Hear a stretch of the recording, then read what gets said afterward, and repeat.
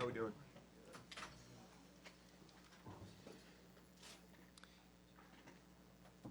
Just off the top here, some thank yous before we get going. I want to thank our fans. Obviously, there's a special bond between the team and the fans.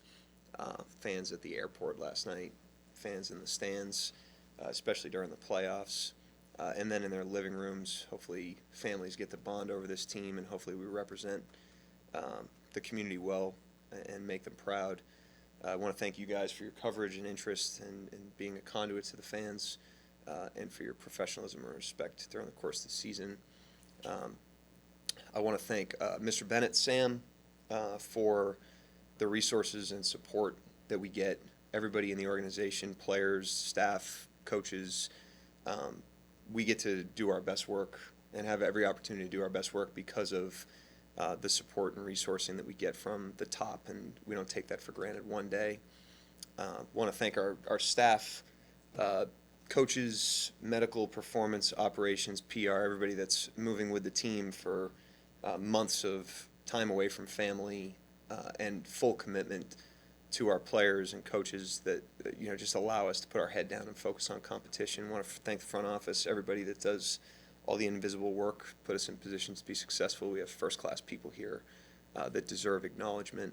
And then finally, I just want to, I'll mention this at some point as we go, but I want to thank our players, a special group of people, special season, and we believe we're building something special as well, and it's all because of them. It's because of the people they are, the way they go about their business, and I'm just humbled to be able to coach them. It's a privilege, like I said, to coach them.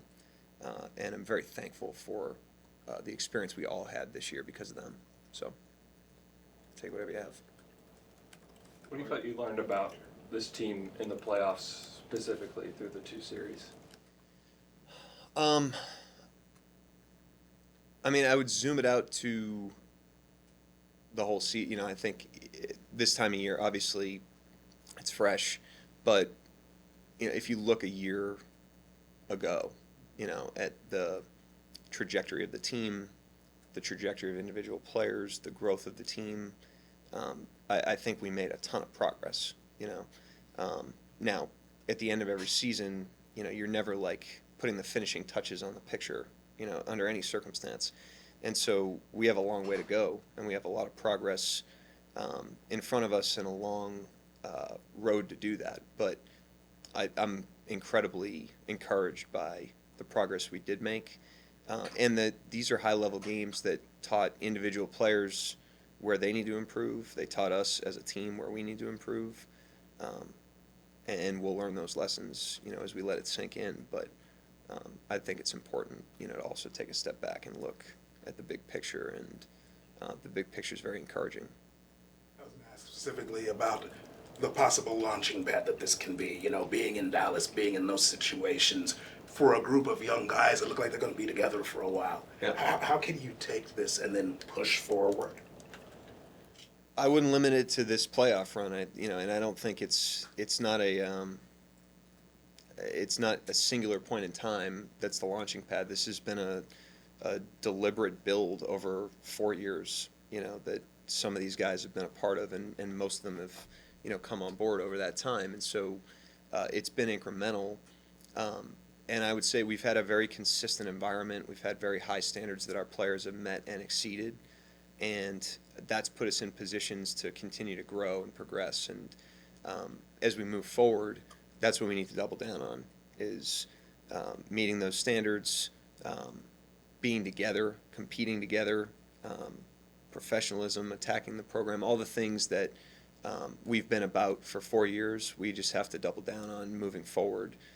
That's what's yielded the growth and the success that we've had. And if we want to have growth and success in the future, that's what we have to invest in. How would you answer those that always saying that you should have made a move at the trade deadline to get a big, and that would have helped you out this time of the year? Yeah, I said this last night. Going into the playoffs, at the point in the regular season, I thought we had everything we needed with this team to be the best team that we could. We proved in the regular season with the season that we had that there's no one we couldn't beat, literally. And it's just never my mentality to look left and right. I mean, looking right in front of me, we had everything we needed. We had a special group of guys. Part of what made them special is how they operated collectively. And I thought from a team standpoint, we had what we needed to win this series, and we ran into a team that played better than we did. But I don't think that's an indictment on the roster. I don't think it's an indictment on any individual person or where we are. It's simply, we could have played better in the series, but it wasn't an indictment on anything else. It's easy for a lot of young guys to get a one-track mind and only focus on how to get their career started. And so a guy like Shai to focus on trying to get awards and everything. Dub and Chet trying to establish themselves in the NBA, but did a really good job managing all of those personalities and making sure they stayed on track. And I know you talked about how that's mostly all them, but what role did you feel like you played in helping them stay within the team? I mean, I think what made this team uncommon, I use the word uncommon a lot. I think what made this team uncommon is, NBA players could potentially look at themselves as independent contractors because of just the nature of the business. It can bite into a person's ability to connect to a team and commit to a team. And this is a group of guys that even at a young point in their careers, with a lot of ambition, they were willing to put the team first. They were willing to make individual sacrifices for the good of the team and bet on the team.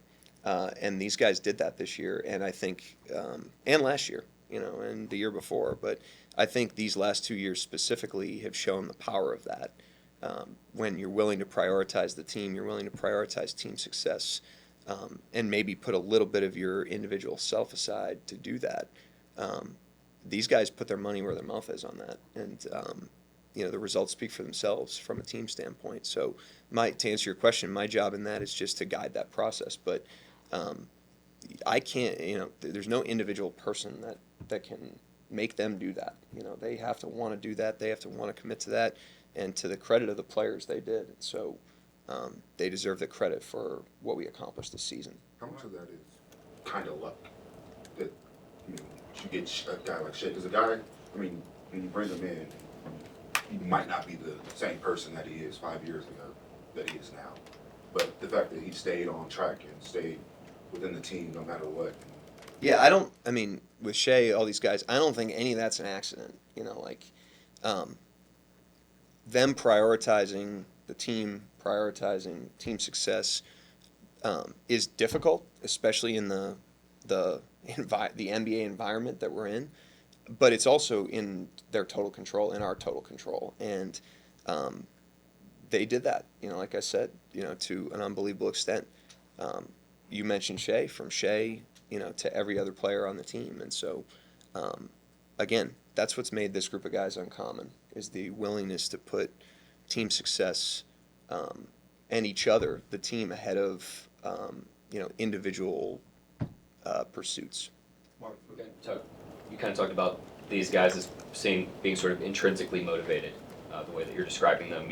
You're talking about not looking left or right. Having that in the building, how much does that make you look forward to this summer and what's possible for these guys as they work on their games, as they get back together at certain times to work collectively? Yeah, the first thing now is everybody's got to get away and take a little time. It's obviously important for rejuvenation. I also think it's important for reflection. The day after the season is not the best time to, really extract the lessons from a long 82-game season. I think a little bit of distance is healthy. And then when you return to your work, you return to it with kind of fresh eyes, and that includes our players. But these guys have proven that with time in the summer, they improve their bodies, they improve their minds, they improve their skills, they improve their games from a stylistic standpoint, and they walk back in the gym in September better than they left it in this case, May. And that's what I'm most excited about is, just cutting these guys loose and letting them do their thing, because they've proven time and again that with time and a solid plan, they change and evolve in a positive way, especially with how young the core of the team is. Forgive me if you asked this already, but I'm not sure if you saw Shai's pressure last night, but he took like this extreme level of ownership over the call, just the final sequence of The last foul? night. Yeah, the foul. It just he even said something like he felt the season.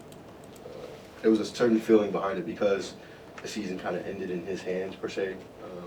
Just hearing that, just what do you feel about that? Hearing just the degree of ownership he took over that sequence and everything else. I'm not surprised because it's him, but the series comes. At the end of the day, Dallas over the course of the series, I thought played better than we did. And they proved that with the way that the outcome of the series was, and that doesn't come down to one game. It doesn't come down to one play. And then the other thing I'd say is, like, you're catching us right after the game. Even today, you're catching us right after the game. Like, we're incredibly disappointed with the outcome of the series and with the way the season ended. But I think it's important to take a step back and understand that we've put ourselves in a position to be disappointed in the second round of the playoffs. And so the reason we're disappointed is because we had a special group of guys that had a special season, and nobody wanted that to end. Speaking for myself, it was, as much as it is advancing in the playoffs, I just want to be around these guys every day.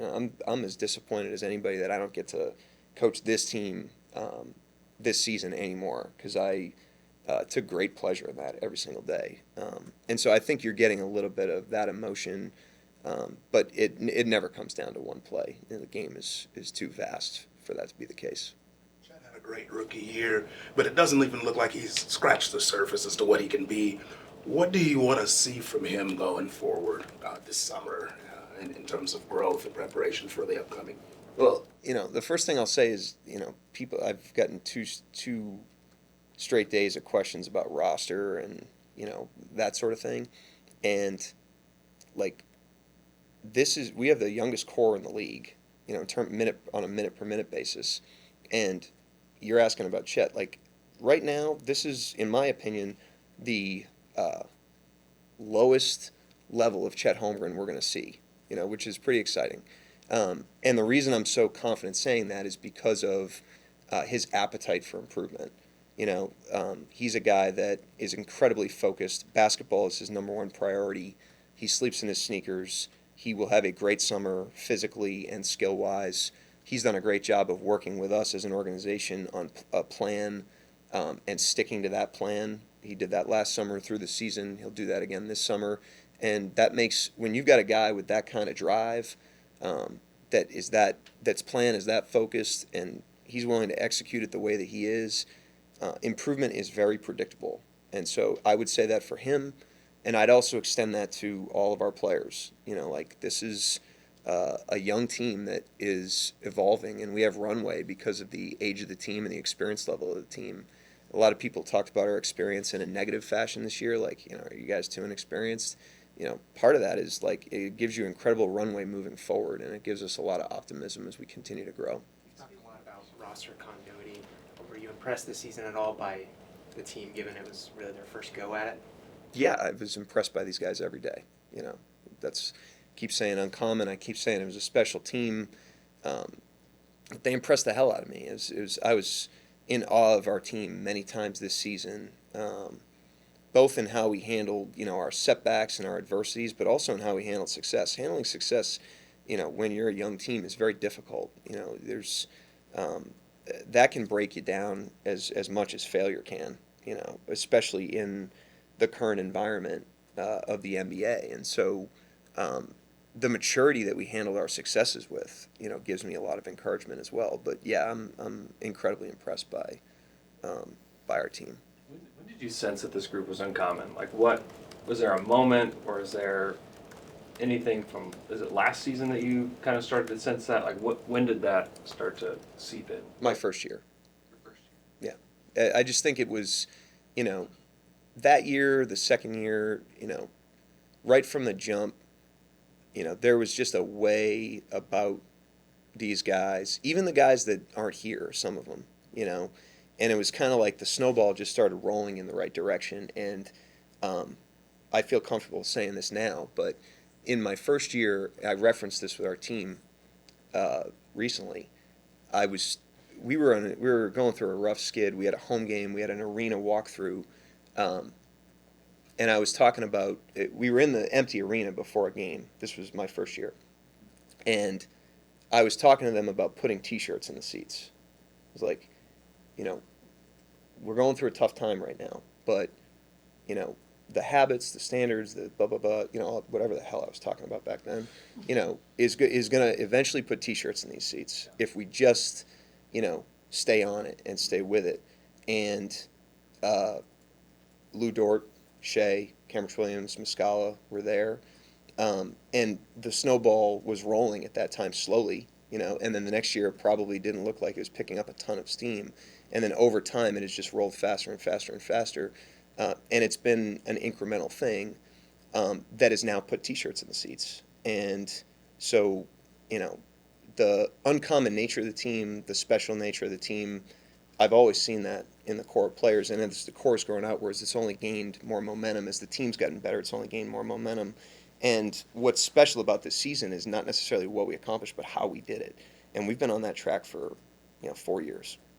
How much of your success at this point is so like you can vet like in the draft process how high somebody can jump, how good their jumper is, but how much of where you are today is based on the vetting of people, like who they are as people in addition to that? You understand what I'm saying? Yeah, I think Sam and his group's evaluation of that, and then prioritization of that. There's you got to identify that, number one, but then you have to be willing to prioritize it over, something shinier. And, the combination of their ability to identify it and then prioritize it in the decision-making process is high level, and that's everything. It's obviously you need a baseline of talent. Obviously you need balance on the roster and different skills and people that can do different things, and you need good players, which we have. But when you're going through an 82-game season, a multi-year run, summertime where you're cutting these guys loose and now they're, on their own turf and making their own decisions, all those things, really come down to a guy's professionalism, a guy's commitment level, a guy's team orientation, their individual character. And like I said, handling success, handling failure, all that stuff, boils down to the person. And so it's massive, it's a secret sauce for different teams. We're not the only team that has that, but we have it, and we have it because, Sam and his guys have done a great job, and gals have done a great job of identifying that and then, like I said, prioritizing it. We talked about Chet, with him and Kaysen, both of them going through all of this for the first time, but they play all 82 games. They come into the playoffs just with confidence. What does that say just about their motor and just what you saw from them this season? Yeah, really impressive. Really impressive. Capacity, first of all, talent. They're really good players with a high capacity. They're quick studies, so they made plenty of mistakes, but they learn from them very quickly. They don't make the same mistake twice. And then, says a lot about, their, like I said, toughness, motivation, commitment level. I mean, those guys are the real deal. Mark, I think your exact words yesterday were that you wanted the team to use the pain of yesterday as an investment. Do you hope that they, weaponize that feeling or linger on that feeling? I mean, like I said, we had a special enough season to be disappointed in the second round of the playoffs. I have no problem walking in here today and saying that we're disappointed with the end of the season. We should be. But at the end of the day, if you look at great players, if you look at great teams, and you look back at the breadcrumbs of what led to their greatness, there's a lot of struggle and there's a lot of hurdles that they have to overcome. There's a lot of adversities that they have to endure. There's a lot of success that they have to endure.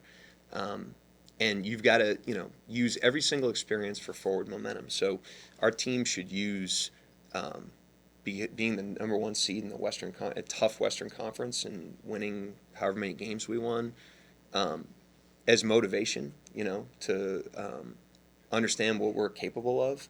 And we should also use a playoff series loss to Dallas as motivation. All those experiences matter, and we've got to learn the lessons from the experiences regardless of how they felt, good or bad, and churn that into work this summer and come back in the fall and be better individually and get ready to be better as a team. Mark, you You just said a couple times just how much you enjoyed coaching this team. You went out of your way to say that. Just where does this team rank in terms of maybe your favorite team you've ever coached? I don't rank them, but it's a pleasure to coach any team any year.